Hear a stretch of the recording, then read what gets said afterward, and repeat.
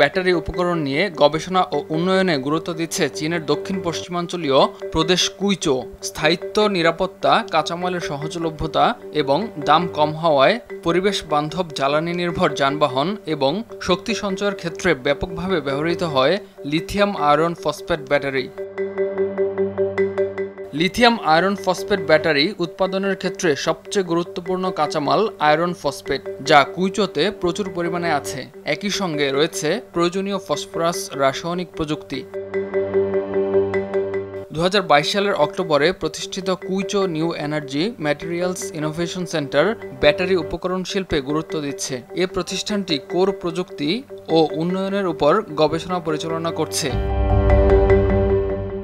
গত কয়েক বছরে গবেষকরা ব্যাটারি উৎপাদনের জন্য প্রয়োজনীয় গুরুত্বপূর্ণ রাসায়নিক পদার্থের উৎপাদন বৃদ্ধি ঠিক রাখতে বেশ কিছু চ্যালেঞ্জ মোকাবেলা করেছেন। আয়রন ফসফেটকে লিথিয়াম এবং কার্বন মিশ্রিত করে সরাসরি লিথিয়াম আয়রন ফসফেট ব্যাটারি তৈরি করার চেষ্টা করেন এবং এর কর্মক্ষমতা যাচাই করেছেন।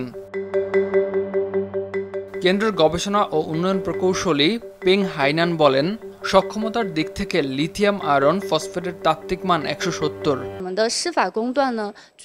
আমরা আমাদের এ পণ্যে তাত্ত্বিক মান 160 অর্জন করতে পেরেছি। তাই বলা যায় এর সম্ভাব্য পারফরম্যান্সের 90% অর্জন করতে পেরেছি আমরা। এদিকে গবেষণা এবং উৎপাদনের এই ঘনিষ্ঠ সমন্বয় কুইচোতে এনইভি শিল্পের উন্নয়নে গতি সঞ্চার করেছে। বর্তমানে বাজারে পাওয়া যায় এমন এনইভি ব্যাটারিগুলোর গড় আয়ু 5 থেকে 8 বছর, যার অর্থ আগামী কয়েক বছরে ব্যাটারির বড় একটি অংশ কর্মক্ষমতা হারাবে। এই ব্যাটারিগুলো সঠিকভাবে রিসাইক্লিং করাও গুরুত্বপূর্ণ।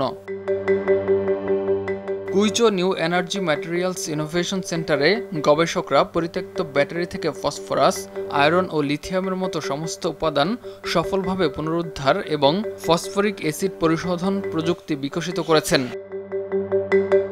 ইমতিয়াজ আহমেদ, RTV।